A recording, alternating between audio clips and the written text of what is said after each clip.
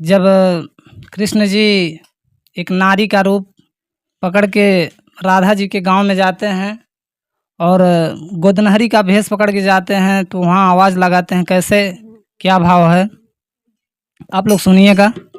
जैसा हो कमेंट करिएगा, लाइक करिएगा, बताइएगा और कैसा लगा मेरा गाना आप लोगों को। चलिए सुनाते हैं आप लोगों को। कि बन के गोद नहरी कान्हा कि गईले जहाँ रहली राधा, कि बन के गोद नहरी कान्हा गईले जहाँ रहली राधा, कि नारी के भेष धई के कि नंद के ललनवा लहो गोदवाई लहो गोदनवा, कि केहू गोदवाई कहा गोदनवा केहू गोदवाई का गोदनवा केहू गोदवाई का गोदनवा।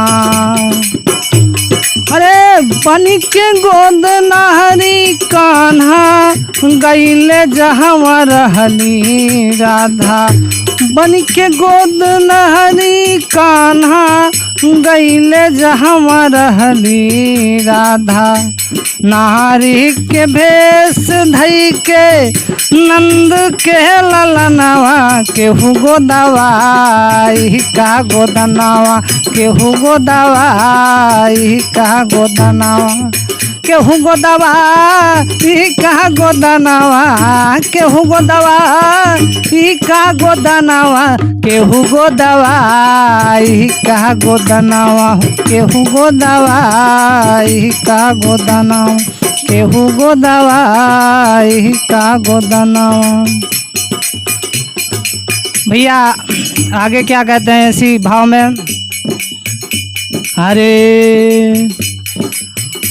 सुनते ही राधा बोली अपनी केवाड़ी खोली, सुनते ही राधा बोली अपनी केवाड़ी खोली, आवा गोद नहरी आवा आवा गोद नहरी आवा हमरे अंगनवा हम गोदवाइब हो गोदनवा हम गोदवाइब हो गोदनवा।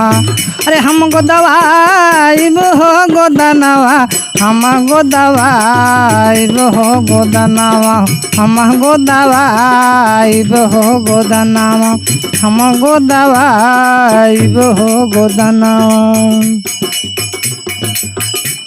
अरे अरे देखते ही राधा बोली अपनी केवाड़ी खोली, देखते ही राधा बोली अपनी केवाड़ी खोली, आवा गोद नारी आवा आवा गोद नारी आवा हमरे अंगनवा हम गोदवाइब हो गोदनवा हम गोदवाइब हो गोदनवा केहू गोदवाई का गोदनवा केहू गोदवाई का गोदनवा केहू गोदवाई का गोदनवा केहू गोदवाई का गोदनवा।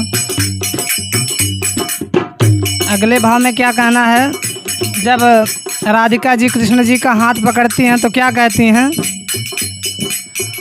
अरे राधिका पकड़ ली हाथ कान्हा जी पकड़ ले हाथ, राधिका ठोकेली माथ। अरे कान्हा जी पकड़ ले हाथ राधिका ठोकेली माथ, नारी नहुए हउए मारा दनवा केहू गोदवाई कहा गोदनवा केहू गोदवाई कहा गोदनवा। केहू गो दवाई का गोदनवा, केहू गो दवाई का गोदनवा, केहू गो दवाई का गोदनवा, केहू गो दवाई का गोदनवा, केहू गो दवाई का गोदनवा, केहू गो दवाई का गोदनवा।